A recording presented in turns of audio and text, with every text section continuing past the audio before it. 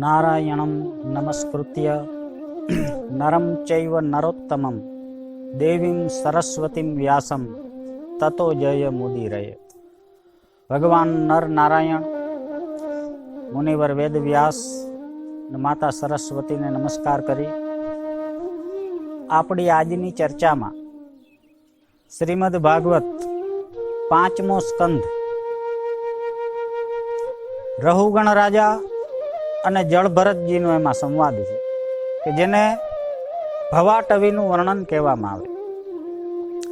ભવાટવીનો અર્થ છે ભવમાં અટવાયેલા જીવ. આપણે બધા એમાં આવી. આગળ ઘણા પ્રશ્ન થયા છે, ભરતજી એના જવાબ આપ્યા છે. આપણી આજની ચર્ચામાં ભવાટવી શ્રીમદ ભાગવત 5મો સ્કંદ અધ્યાય 13. જળભરત કહે છે કે હે રાજન, આ જીવ સમૂહ દેશ પરદેશમાં ભટકી રહેલા વાણિયાના સમૂહ જેવો છે. વેપારીઓનું ટોળું છે. વિવિધ પ્રકારના કર્મો ઉપર એની દ્રષ્ટિ જાય. સ એસ સાર્થોર તપરઃ પરિભ્રમન ભવાટવીમ યાતિન સર્મ વિંદતી. વાણિયાનો એ સમૂહ કર્મોમાં ભટકતા ભટકતા સંસાર રૂપી જંગલમાં પહોંચી જાય, જેને ભવાટવી કહેવામાં આવે. અને આ ભવાટવીનું જંગલ એવું છે, એમાં ક્યારેય કોઈ પણ દિવસે કોઈ પણ સમયે એને કોઈ શાંતિ મળી શકતી નથી. ભરતજી રહુગણ રાજાને કહે છે કે હે રાજન, આ જંગલમાં 6 ડાકુ રહે છે. જોજો બરાબર, આનું સ્પષ્ટીકરણ હવે પછીના એટલે કે 14મા અધ્યાયમાં થશે. આ એક એકના તાત્પર્ય યાદ રાખજો. આ જંગલમાં 6 ડાકુ રહે અને એ ડાકુ વારંવાર આ વેપારીના સમૂહને લૂંટે રાખે. મજાની વાત તો એ છે કે વેપારી લૂંટાય છે છતાં એને એમાં મજા આવે છે. એને ખબર જ નથી કે અમે લૂંટાઈ. આ જંગલ અતિશય ભયાનક અને દુર્ગમ છે. આમાં ઝેરી માખી છે, મચ્છર છે, વારંવાર એને ડંખ મારી રાખે. વાણિયાને સમૂહને ક્યારેક ગંધર્વ નગર દેખાય છે તો ક્યારેક વેતાળ નગરી દેખાય છે. આવા ઘનઘોર જંગલમાં એ વણિક સમાજ ધન એટલે કે સંપત્તિ, પૈસા, એક એની શોધ માટે અને એક નિવાસ સ્થાનની શોધ માટે સદાને માટે ભટકતો રહે છે. આટલી હદે એ આંધળો થઈ જાય છે કે દિશાઓનું જ્ઞાન પણ ખોઈ બેસે છે. ક્યારેક ઘુવડ જેવા જંગલી પક્ષીઓની બોલીથી એનું ચિત્ત વ્યથિત થઈ જાય છે. ક્યારેક એને ભૂખ લાગે છે તો ક્યારેક એ નિંદનીય અને ખરાબ વૃક્ષોનો આશ્રય લઈ લે. કેમ કે ભૂખ અને તરસથી વ્યાકુળ થઈ જાય, વ્યવસ્થિત ખાવા પીવાનું મળી ન શકે. જે આશ્રય મળે એ ગ્રહણ કરી, ગમે એવો ખરાબ, પતિત.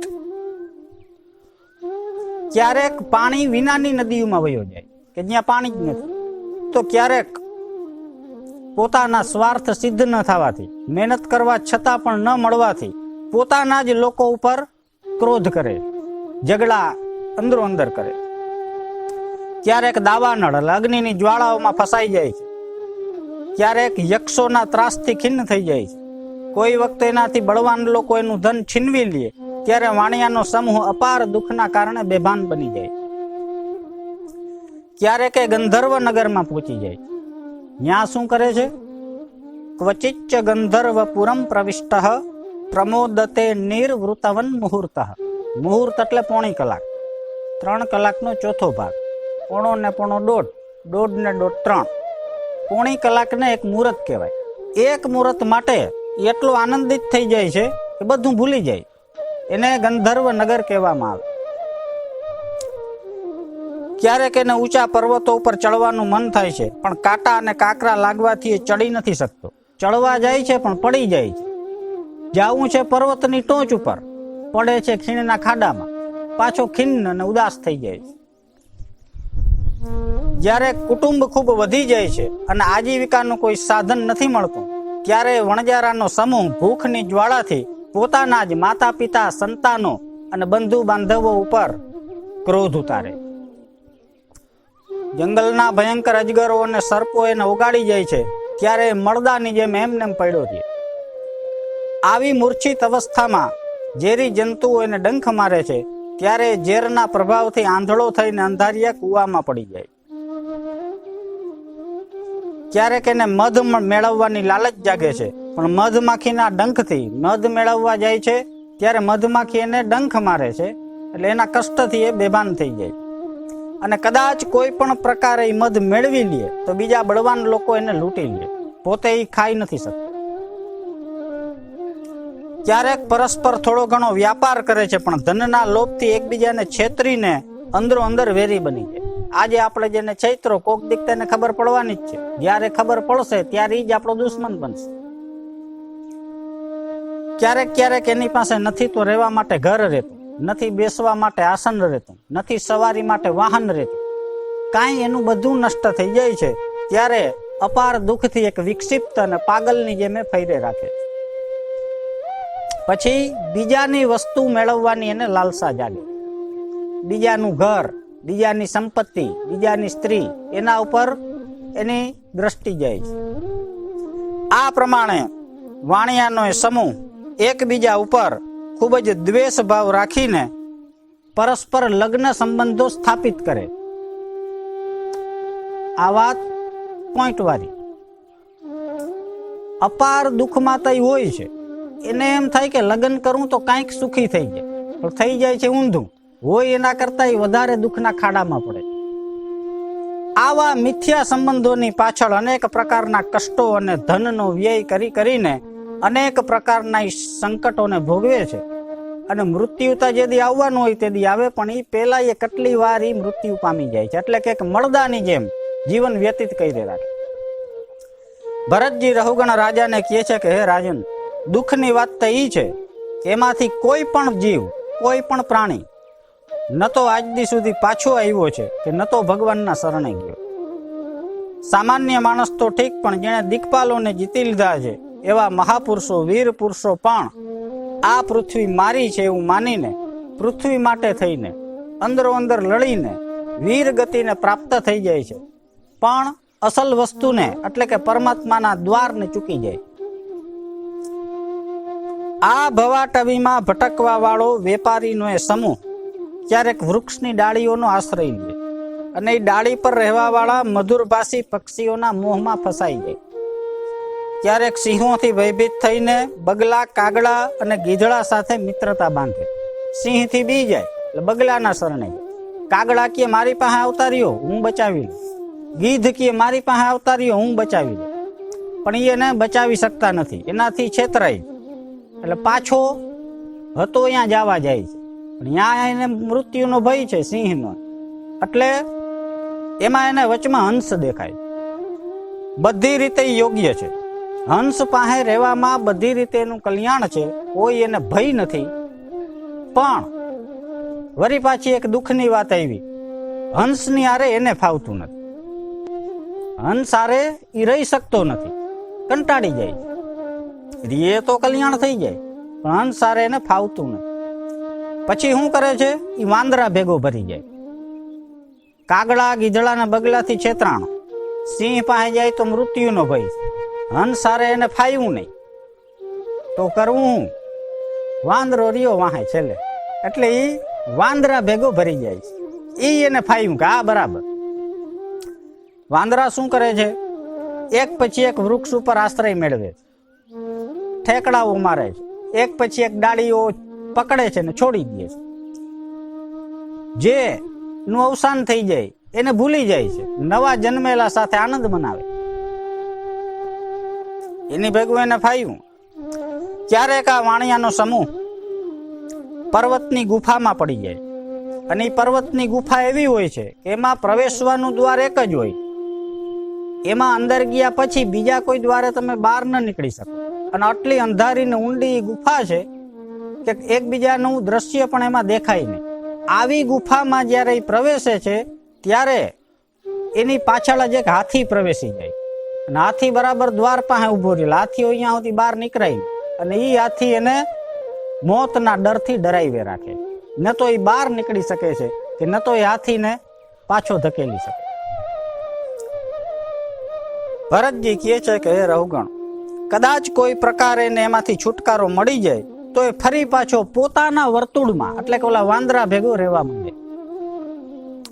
જે મનુષ્ય એકવાર આમાં ફસાઈ જાય છે એ પોતાના અંત સુધી આ ભવાટવી જંગલમાં ભટકતો રહે. એટલા માટે હે રાજન, પ્રજાને દંડ દેવાનું છોડી દે, સંન્યસ્ત થઈ જાય. સંન્યસ્ત થવું એટલે બધા પ્રાણીઓના હૃદયમાં પોતાના હૃદયને જોવું, સ્વયંમાં અસ્ત થઈ જાવ. ખાલી દાઢી વધારી લેવી, ભગવા પહેરી લેવા, એને સંન્યસ્તને કોઈ મતલબ નથી. માટે વિષયોથી અનાસક્ત થઈને ભગવત સેવાથી તીક્ષ્ણ કરેલું જ્ઞાનરૂપી ખડગ હાથમાં લઈ લે અને આ ભવાટવીના માર્ગને પાર કરી લે. આ ભવાટવીમાં અટવાઈ જવાનું નથી, માર્ગને પાર કરવાનો. જો એ માર્ગ પાર થઈ ગયો તો મોક્ષ, નિર્વાણ, પરમ કલ્યાણ કે જેને પરમાત્માનું ધામ કહેવામાં આવે એ ખુલ્લું જ છે. ત્યાં ગયા પછી પાછું આવવું પડતું નથી. કોણ કહે? કૃષ્ણ ભગવાન અર્જુનને ગીતાજીમાં કે યદ ગત્વા ન નિવર્તન્તે તદ્ધામ પરમમ મમ. ત્યાં જવા માટે આ વચમાં જંગલ છે. ખરેખર જંગલને પાર કરવાનું છે. જ્યારે આપણે બધા એમાં અટવાયેલા છે. સિંહથી આપણે બી જાય છે, બગલા, કાગડા ને ગીધડા આપણે છેતરે છે, હંસ ભેગું આપણે ફાવતું નથી. વાંદરા અરે રહી રહીને ભવાટવીમાં ને ભવાટવીમાં અટકાઈ ગયા. નારકીય યાતના સહન કરી રાખી, પણ આ જંગલ પાર કેમ કરવું એના ઉપર કોઈ વિચાર ન કર્યો. આ સમૂહમાંથી એક પણ વ્યક્તિએ એના ઉપર કોઈ વિચાર ન કર્યો. રહુગણ રાજાએ ભરતજીનો આ સંવાદ સાંભળ્યો. રહુગણ રાજાને એનું તાત્પર્ય સમજાઈ ગયું. બે હાથ જોડી એના ચરણોમાં દંડવત પ્રણામ કર્યા. ભરતજીના ચરણોની ધૂળ એની માથા ઉપર રહી. જળ ભરતતા આપણે કઈ છે, બાકી એનું નામ છે ભરત અને ભરતજી. ભાગવતમાં એમ કહ્યું છે કે મોટા મોટા રાજર્ષિ ને બ્રહ્મર્ષિ પણ ભરતજીની તુલના ન કરી શકે. 3 જન્મનું એને જ્ઞાન. છેલ્લો જન્મ મોક્ષના દ્વાર ઉપર આવેલો વ્યક્તિ. રહુગણ રાજા એને ઓળખી ગયા. એના ચરણોની ધૂળ પોતાના માથા ઉપર લીધી અને રહુગણ રાજા બોલે છે કે તમારા ઉપદેશથી મારું અજ્ઞાન નષ્ટ થયું. હું ખરેખર તો કપિલ મુનિના આશ્રમમાં જ્ઞાન મેળવવા જતો, તો મારા ઉપર એવી કૃપા થઈ ગઈ કે હવે મારે ક્યાંય જવા પણ ન રહ્યું. કેમ કે સ્વયં પરમાત્મા કદાચ જે ઉપદેશ આપે એ તમે મને આપી દો. બ્રહ્મ જ્ઞાન, આત્મજ્ઞાન અથવા પરમાત્મ જ્ઞાન જેને પણ થઈ ગયું છે, પછી 5 વર્ષનો કે નાનામાં નાનો બાળક હોય, યુવાન હોય, વૃદ્ધ હોય, કોઈ પણ હોય, એ વંદનીય છે. એના ચરણોની ધૂળ માથા ઉપર ચા. પછી કોઈ પણ જ્ઞાતિમાં હોય કે કોઈ પણ ઉંમરનો હોય કે કોઈ પણ અવસ્થામાં હોય, દરેકને માટે પૂજનીય છે. નમો મહદભ્યો, નમો શિશુભ્યો, નમઃ યુવભ્યો, નમ આ વટુભ્ય. આ રીતે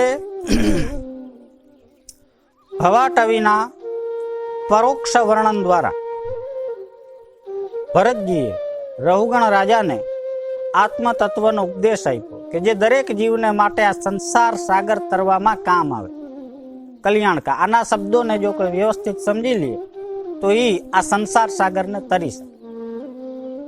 એટલે પરીક્ષિત રાજાએ પ્રશ્ન કર્યો કે રહુગણ તો સમજી ગયો, પણ સામાન્ય માણસ નહીં સમજી શકે. હવે આનું તાત્પર્ય સમજાવો કે આ કેવા શું માગે. આ કોઈ આવા જંગલની કે સિંહની કે કાગડાની કે હંસની કે બગલાની વાત નથી. આનો મતલબ શું છે, આ શું કેવા માગે છે, એનું સ્પષ્ટીકરણ કરો. એટલે 14મા અધ્યાયમાં શ્રીમદ ભાગવત 5મો સ્કંદ અધ્યાય 14મો એમાં ભવાટવીનું સ્પષ્ટીકરણ કરવામાં આવ્યું છે. થોડા સમય પછી આપણે એ અધ્યાયનું રસ દર્શન કરશું, એટલે કે સ્પષ્ટીકરણનું વર્ણન કરશું. છેલ્લે ભગવાન નારાયણના ચરણોમાં પાછા પ્રણામ કરીએ. ઓમ નમો નારાયણાય પુરુષાય મહાત્મને વિશુદ્ધ સત્વધિષ્ણ્યાય મહાહંસાય ધીમહિ.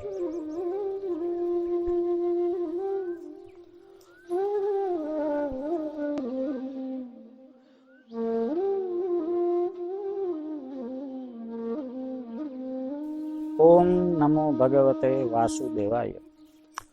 ભગવાન વાસુદેવના ચરણોમાં પ્રણામ કરી આગળની કથાનું રસ દર્શન, ભવાટવી સ્પષ્ટીકરણ. પહેલી વેલા એમાં વાત આવી હતી કે આ જંગલમાં 6 ડાકુ રહે. ઘણી જગ્યાએ શું થાય છે, કામ, ક્રોધ, લોભ, મોહ, મત્સર, આ 6 જે શત્રુ છે એને લોકો ડાકુ માની લે, પણ હકીકતે ડાકુ ઈ નથી. અહીંયા ભવાટવીમાં જેને ડાકુ કહ્યા છે ઈ ડાકુ બીજા, ઈ નહીં. ઈ કોણ? કર્મ કરવાની 5 ઇન્દ્રિયો એટલે કે કર્મેન્દ્રિય, હાથ, પગ, મુખ અને 2 ગુપ્ત દ્વાર. આ 5 કર્મેન્દ્રિય અને 6ઠું મન, આ 6 ડાકુ છે. અને એ ડાકુ જ આપણે લૂંટે છે ને એવી રીતે લૂંટે છે કે આપણે મજા આવે. એનાથી આપણે મુક્ત ન થાય ત્યાં સુધી ભવાટવી પાર થવાના પેલા પગથિયે પણ આપણે જઈ શકતા નથી. ઇન્દ્રિયો અને મન, 6ઠું મન છે. મનની વૃત્તિ જ મનુષ્યને લૂંટે છે. આ સંસાર વનમાં રહેવા વાળા કુટુંબીજનો કે જેને સ્ત્રી, પુત્ર વગેરે નામોથી બોલાવવામાં આવે છે, પણ વાસ્તવમાં કર્મથી એ વરુ અને ગીધ જેવા હોય. એક યાદ રાખવું કે અત્યંત નજીકનો સંબંધ જેની હારે થાય એ કાં ઋણ લેવા અને કાં ઋણ દેવા, આ 2 જ રીતે આવે. એમાં ખાસ કરીને પત્ની અને સંતાન. ઋણ દેવા આવ્યા હોય તો વાંધો નથી, પણ ઋણ લેવા આવે એને ભવાટવીમાં વરુ અને ગીધ કહ્યા. ખાવું, પીવું, સ્વાદ, રસના અને વાસના, સ્ત્રી સંગ, વ્યસનો, આ બધામાં ફસાઈને ઝાંઝવાના જળ મૃગ તૃષ્ણાની જેમ મનુષ્યની પાછળ દોડે. દોડવાનું એક દુઃખ છે. હાથી છે ને, હાથી એના વિશે કહેવત છે કે એને પકડવા માટે એક ખાડો કરે, બનાવટી હાથ નહીં રાખે, એટલે સ્પર્શના મોહથી દોડે અને પડે ખાડામાં. સ્પર્શ સુખતા એને મળતું નથી, પણ ખાડામાં પડ્યું રહેવું પડે. ભવાટવીમાં ભાગવતકાર એમ કહે છે કે ભોગ પાછળની જે દોટ છે એવી છે કે જો ભોગ મળી જાય તો ભોગવીને પતન થાય, અને ભોગ ન મળે તો દોડીને પતન થાય. પતન નિશ્ચિત છે, એમાં કોઈ મજા નથી. મળે તો પણ પતન છે, ન મળે તો પણ પતન છે. બુદ્ધિમાની તો એ છે કે ભોગ વાહે દોડવું જ નહીં. મનથી જેની ઉપેક્ષા, મનથી ત્યાગ, કોઈ આકર્ષણ નહીં, કોઈ આસક્તિ નહીં, તો પતન ન થાય. પણ આપણે દોડવું છે, મજા આવે.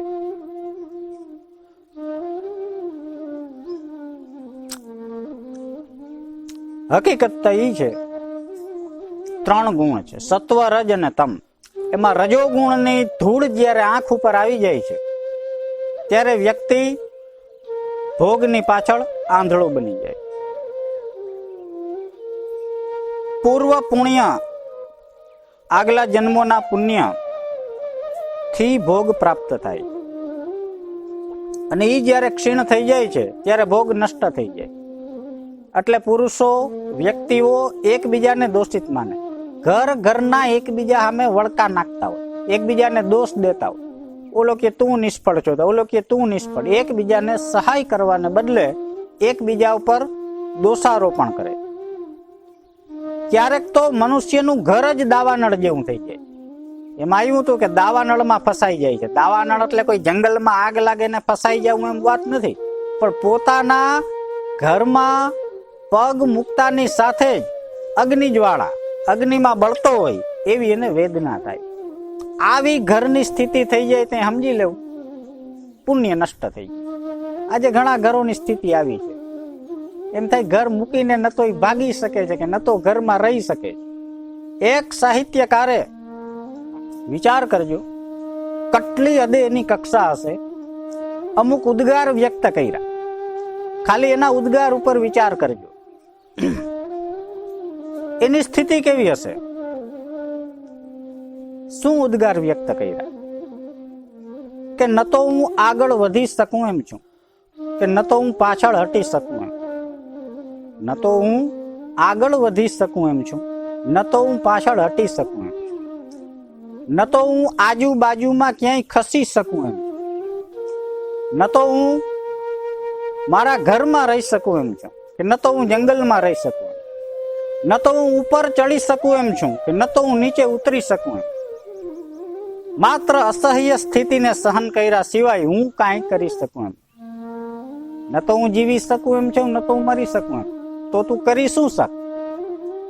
મારી જે સ્થિતિ છે અસહ્ય, પણ એને સહન કર્યા સિવાય હું કાંઈ કરી શકું. આ ઉદ્ગાર, આ સ્થિતિ ભવાટવીમાં થાય વ્યક્તિઓ. ઘર જ દાવાનળ જેવું થઈ જાય.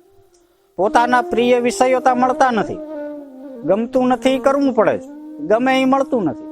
આ સ્થિતિ છે. ક્યારેક રાજકુળ રૂપી રાક્ષસ એના ધનને હરી લે છે. એનો મતલબ એ રાજબળ.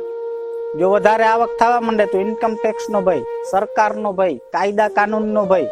એને નીંદર ના આવે અબજોપતિઓ, કઈ ક્યું ચેકિંગ આવે. આ રાજકુળ રૂપી રાક્ષસ છે. અને પછી અઘોરીની જેમ નીંદર કર્યા રાખે. એટલે અજ્ઞાન અંધકારમાં અપાર મૂઢતાથી દુઃખી થઈ અને એક બેહોશની જેમ પડ્યો રહે. ક્યારેક વિષય સુખ મેળવવાની ઈચ્છાથી એ છુપી રીતે બીજાના ધન અને બીજાની સ્ત્રીની ઈચ્છા કરે. કદાચ કોઈ રીતે એને મેળવી લે તો પણ અત્યંત બદનામીનો એને ભોગ બનવું પડે છે. સમાજમાં એને લાંછન લાગે છે અને અપાર દુઃખમાં પાછો ધકેલાય છે. લોકોના તિરસ્કારનું પાત્ર બની જાય. કેમ કે છુપી રીતે જે કરવામાં આવે છે એ લાંબો ટાઈમ છુપું રહી શકતું નથી. ક્યારેક તે ફેલાવવાનું જ છે. એટલે વળી પાછું એને જીવન અસહ્ય લાગવા માંડે. ક્યારેક ત્રિવિધ તાપથી ઉત્પન્ન થવા વાળી દુઃખદ પરિસ્થિતિનું નિવારણ કરવામાં એ અસમર્થ થઈ જાય છે. ત્યારે મળદાની જેમ પડ્યો રહે. ક્યારેક પરસ્પર લેવા દેવામાં વધારે ઓછું થાય તો એકબીજાના વેરી બની જાય. સુખ દુઃખ, રાગ દ્વેષ, ભય અભિમાન, પ્રમાદ ઉન્માદ, શોક મોહ લોભ આદિ વ્યાધિ, જન્મ જરા ને મૃત્યુ, આવા અનેક વિઘ્નો એના માર્ગમાં આવે જ રાખે.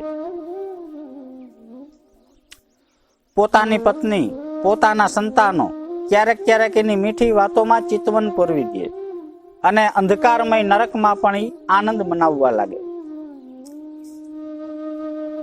કાળ ચક્રજી છે ને એ ભગવાન વિષ્ણુનું સનાતન આયુધ છે.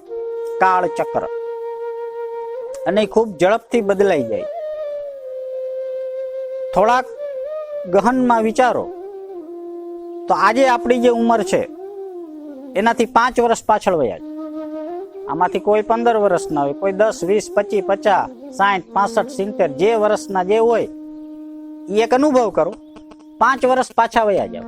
જ્યાં સુધી તમને યાદ આવે ત્યાં સુધી પાછું હટવાનો પ્રયત્ન કરો. 10 વર્ષ, 20 વર્ષ, 30, 40, 50 વર્ષ પાછા વયા જાઓ. પછી તમારા ઉપર એ સમયમાં જે થયું એના ઉપર વિચાર કરો કે 10 વર્ષ પહેલા મને તાવ આવ્યો હતો, મને દાખલ કરવો પડ્યો, હું ભણવા ગયો હતો, ત્યાં આમ હતું, ખાવા પીવાના ઠેકાણા નતા. 20 વર્ષ પહેલા મારી એવી સ્થિતિ હતી કે મને બહુ મજા આવતી, બધા મારું હાઈ ક્લાસ રાખતા હતા. આજે હું દુઃખી થઈ ગયો. તો તમારો જે ભૂતકાળ છે એના ઉપર અતિ ઊંડાણમાં વિચાર કરશો એટલે તમને એક સપના જેવું લાગશે. રાતે તમે જે સપનું જોયું હોય એના ઉપર તમે સવારે વિચાર કરતા હો કે સપનામાં શું થયું. ઈ વિચાર બહુ ધ્યાનથી સાંભળજો, અતિ ગહન મુદ્દો છે આ. રાતે જોયેલું સપનું જેમ દિવસના મિથ્યા એટલે કે જાગ્યા પછી મિથ્યા થઈ જાય છે, એમ તમે જ્યારે 5-25 વર્ષ પાછળ જશો એટલે તમારા ઉપર જે ઘટના ઘટી એ પણ મિથ્યા થઈ જશે. એટલે કે બ્રહ્મ સત્યમ જગત મિથ્યા, ઈ સૂત્ર આ અભ્યાસથી, અનુભૂતિથી ધીમે ધીમે સમજાતું જશે. તો સુખદેવજી મહારાજ કહે છે કે આ કાળ ચક્ર બહુ બળવાન, એ સતત પરિવર્તનશીલ છે, બદલાય રાખે. આવી સ્થિતિમાં માણસ આશ્વાસન મેળવવા માટે શું કરે છે? જો નિંદા કોઈની નથી, અસલ વ્યક્તિનો જગતમાં ક્યાંય વિરોધ થયો જ નથી. વિરોધ દંભ ઢોંગ અને પાખંડનો થયો છે. વિરોધ ખોટાનો થયો છે, સાચાનો નહીં. કોઈ જ્યોતિષી આગળ જાય મને બહુ તકલીફ છે, કોઈ બ્રાહ્મણો આગળ જાય, કોઈ કથાકારો આગળ જાય, કોઈ તાંત્રિકો આગળ જાય, કોઈ જોશ જોવા વાળા, કોઈ પ્રયોગ કરવા વાળા, આવા લોકો પોતપોતાના કેન્દ્રો સ્થાપીને બેઠા હોય, મોટા મોટા બોર્ડ બનાવીને. અટાણે છે લવ પ્રોબ્લેમ, છૂટાછેડા, ઘર ક્લેશ, ગૃહ ક્લેશ, નોકરી ધંધો, સંતાનો થતા હોય ન થતા હોય એના પ્રોબ્લેમ. અમારી પાસે આવો, અમે વિધિ કરી દઈ, તમારા દુઃખ દૂર કરી દઈ. બધી વાત ગુપ્ત રહેશે, પૈસા મની ઓર્ડરમાં મોકલતા રહેજો. આ શું છે? એમ દુઃખ દૂર થઈ જતા હોય તો સમાજમાં દુઃખ જ ન હોય. યાદ રાખજો, ખોટાનો વિરોધ નથી, વિદ્યાઓ ઘણી છે, સાચી છે, પણ ધતિંગ, ઢોંગ અને પાખંડ પ્રવેશી ગયા છે. માત્ર પૈસા ખંખેરી લેવા સિવાય કઈ છે. આને ભાગવતકાર કાગડા, ગીધડા અને બગલા કહે છે કે એનાથી છેતરાય છે એટલે પાછું એને જવાનું મન થાય છે. તો પાછો જાય ક્યાં? મૃત્યુ હિ મૃત્યુ, ચારે બાજુ મોત જ છે. આવી સ્થિતિમાં એને હંસ દેખાય છે. હવે અસલ વાત આવી. હંસ એટલે અસલ વ્યક્તિ, પોચેલા સંત મહાત્મા, અસલ માણસ કે જે સંસારથી તરાવી શકે એમ છે. એની ભેગું એને ફાવતું નથી. આગળ વર્ણન આવ્યું ને, એની ભેગું એ રહી શકતો નથી. કેમ કે ત્યાં રહેવું અઘરું છે. ત્યાં યમ નિયમમાં રહેવું પડે, યોગ ધ્યાન કરવા પડે, સાત્વિક જીવન બનાવવા પડે, ગહન સાધનામાં પ્રવેશ કરવો પડે. આને ઓલા લાલા આવતા હોય, એ હંસ ભેગું ક્યાંથી રહી શકે? હંસની સાથે એને ફાવતું નથી અને પાછો વાંદરા હારે ભરી જાય. વાંદરા ભેગી મજા આવે, ઠેકું મારવી, એક પછી એક ડાળીને છોડવી, પકડવી, મૂકવી, સંતાન ઉત્પન્ન કરવા, જે ગુજરી જાય ને ભૂલી જવું, જે જન્મે ની યાર આનંદ મનાવવું. આમાં ને આમાં જીવન નષ્ટ. એક વાંદરાની જેમ ભાગવતની આગળની કથામાં આવ્યું કે ઘોર કલિયુગ આવશે ત્યારે સુનામ કપીનામ એવા વર્ણ સંકર. સુનામ એટલે કૂતરા અને કપી એટલે વાંદરા. પોતાની સ્વાર્થ, પોતાની વાસના અને પોતાની ઈચ્છાથી જ માણસ એટલો વિહવળ અને વિવશ થઈ જશે કે કૂતરા અને વાંદરા જેવા વર્ણશંકર બની જશે. હંસારે એને ફાવતું નથી કે જે ભવાટવીને પાર કરી શકે એમ છે, જે સંસાર સાગર તરાવી શકે છે, પરમાત્માના ધામમાં પહોંચાડી શકે છે. એની હારે એને ફાવતું નથી. કાગડા, બગલા ને ગીધડાથી છેતરાય છે. સિંહ પાસે જાય તો મોત છે. કરે શું? વાંદરા ભેગો રિયન મજા કરે. ત્યારે કે ગંધર્વ નગરમાં, ગંધર્વ નગર એટલે શરીર સુખ. પુરુષ અને સ્ત્રી એકબીજાથી જે ચાહે છે એ થોડીક વાર, મુહૂર્ત એટલે અડધી પોણી કલાકનું મુહૂર્ત થાય, આટલી વાર એમાં ડૂબી જાય. પણ ઈ જે આનંદ મળે છે એ મજા એવી છે કે એની સજા પાછી અનેક ગણી વધારે હોય. એનાથી આંતરિક ઉર્જા નષ્ટ થઈ જાય અને અપાર નર્કની ગર્તામાં ધકેલાતો. કેમ કે વિષય વાસના એ કોઈ શાશ્વત સુખ આપી શકતું. એ તો જે ઉર્જા છે એને નષ્ટ કરે, આંતરિક ખોખલા પણ ઉત્પન્ન કરી દે. આ રીતે અત્યંત કષ્ટ ભોગવતા આ જીવ પોતાની પૂર્વ વાસનાઓથી વિવશ થઈને અંદરો અંદર લગ્ન સંબંધ સ્થાપે. ઘણી જગ્યાએ આવા ઉદ્ગાર છે કે ભાઈ હું બહુ દુઃખી હતો, ઘરથી, વ્યક્તિઓથી, કુટુંબ પરિવાર, મને એમ કે લગ્ન કરી લઉં તો કાંઈ કે સુખ મળે. આ કોઈ એક બે વ્યક્તિની વાત નથી, ઘણા ના આવી સમસ્યા. જયારે થાય છે ઊંધું, લગ્ન કર્યા પછી એને ખબર પડે કે આનાથી તો ઓલી સ્થિતિ બહુ સારી હતી. અપાર દુઃખની ગર્તામાં, ખાડામાં પાછો ધકેલાઈ જાય. આને કહેવાય ભવાટવ. તો એ એમાંથી મુક્ત થવાનું મન થતું નથી. એક જગ્યાએથી ફાઇનલ કર્યું, પાછું બીજું કરવું. અરે બીજું કરો, ત્રીજું, ચોથું, 10મું કરો કે 12મું કરો, જે પ્રારબ્ધમાં નથી એ સુખ ના આપી શકે. આપણે એમ લાગે કે આના કરતા આગલી સ્થિતિ સારી હતી, એનો એક જ મતલબ સ્વીકારી લેવો કે જે સ્થિતિ છે એનો સ્વીકાર કરો, તો જ સુખી થઈ શકશે. કેમ કે ધરાર બદલાવેલી સ્થિતિ ક્યારેય સુખી નહીં કરી. સાધુ પુરુષો, જ્ઞાની લોકો એને હંસ કયા છે, પણ હંસાર એને ફાવતું નથી, રહી શકતો નથી. પછી એક વાત આવી હતી પૃથ્વી માટે થઈને, એક ટુકડા માટે થઈ. એક ઘરથી માંડીને વિશ્વ લેવલના સ્તર સુધી તમે નજર કરો તો શું છે, એક એક ફૂટ માટે, એક એક ઇંચ જમીન માટે ઝઘડા ચાલે. મારું તારું. આજ જ થાય છે એવું નથી, આદિકાળથી થાય. જમીન માટે થઈને યુદ્ધ થતા. પછી એમાં થતું શું, જે બળવાનો એ પહોંચી જતા, ના પહોંચે તો વીર ગતિને પ્રાપ્ત થતા, પ્રાણો ગુમાવવાનો વારો આવતો. વીર ગતિથી જે યુદ્ધમાં જેનું મૃત્યુ થાય એને સ્વર્ગ મળે. પણ આ તો ભાગવત છે, આ સ્વર્ગની કથા નથી, આ પરમપદની આત્માની કથા. સ્વર્ગ મળે એમાં ના નહીં, પણ ક્યાં સુધી? પુણ્ય છે ત્યાં સુધી. પુણ્ય નષ્ટ થયું એટલે પાછું સ્વર્ગથી પતન, પાછી ઈજ પૃથ્વી, પાછું ઈજ વાતાવરણ, વરી ઈજ ઘર, ઈજ પરિવાર, વરી ઈ નહીં રાગ ને રેકડો. આ ચક્રથી મુક્ત થવું હોય તો ભજ ગોવિંદમ. પરમ તત્વના આશ્રય વિના ભવાટવીમાંથી કોઈ બચાવી નથી. સ્વર્ગ મેળવી લેવું એ પણ પરમ ધ્યેય નથી, કેમ કે ત્યાંથી પણ પતન થાય.